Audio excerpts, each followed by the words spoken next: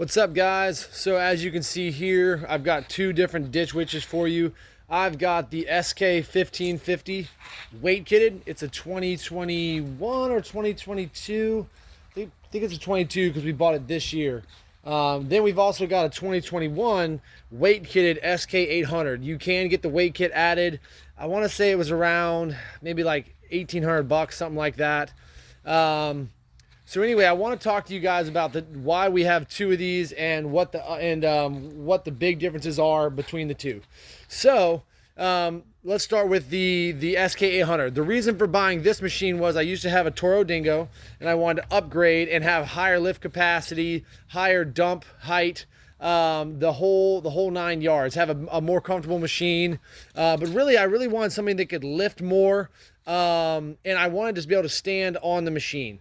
So this machine basically did all of that. I used to run, so this is our dump trailer. I wanted something that could dump over the sides without having to drop these sides. These sides will actually lower down. So I used to have to drop the sides. I want a machine that could dump over the top. So this is a 26-inch deck height, 4-foot sides, works great. Now, after a while, you'll begin to sort of outgrow that, right? You'll want to go to the rock yard and get rock and mulch, or maybe you want to get mulch and dirt. So then that's going to lead you to go and want the F550. So as you can see over there, there's an F550 there.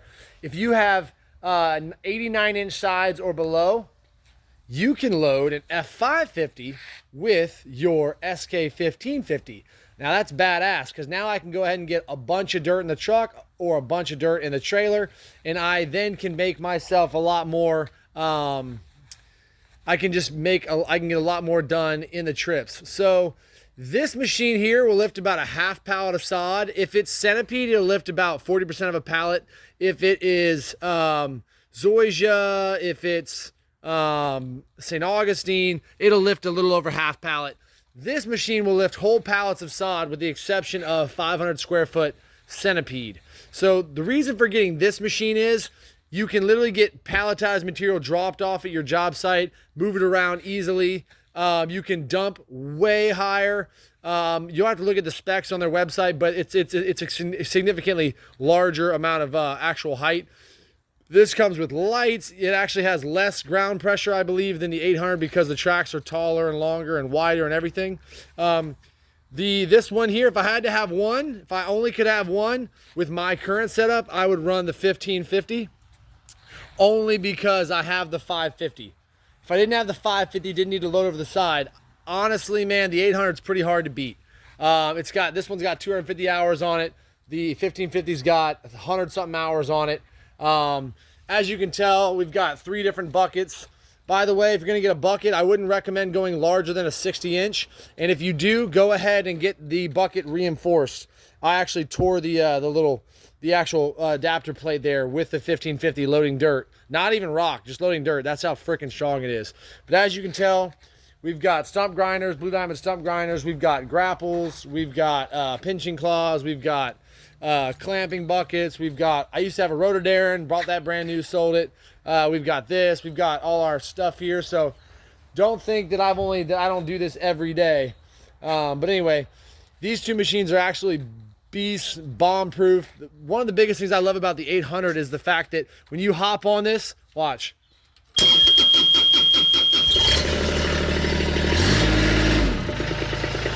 Obviously, guys, I should have probably used I probably should have pressed the button and let the coils warm up, but I didn't. But normally it fires right up super quick, and then I can rev up and go. This machine, after you fire it up, you got to wait 10 seconds, and then it'll rev up. That's a pain in the booty. Another thing to think about is if you're loading things onto a trailer, if you have a 7-foot wide trailer, the actual 800 can run sideways in here. So if you're running low on space, maybe you had debris in the trailer and now you just need to squeeze it in, you can fill the whole front and you can turn that sideways. With the 1550, there's no way you're going to flip that thing sideways.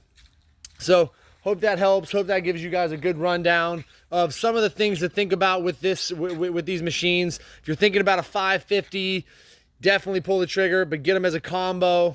You can anyway.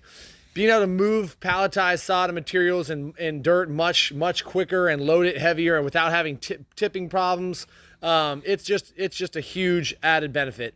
If I can only have one, honestly, I'd go 1550 with my setup. If I had a smaller setup, I'd probably go 800, to be honest. If you're not running a 550 and big dump trailers and having to move a lot of debris and lift it high, and it's having to deal with big weights, I do the 800. Go ahead and get the weight kit. This machine weight kit out the door is around 33. This machine weight kitted out the door is around 54. Prices are going up right now just because, hey, you know, Biden's in office. I know that might make some of y'all mad, but that's how that works. So yeah, hope that helps you guys with the machines, but we own both of them and we use them all the time. So yeah, they're complete beasts, and I hope that helps. All right, guys, have a great day.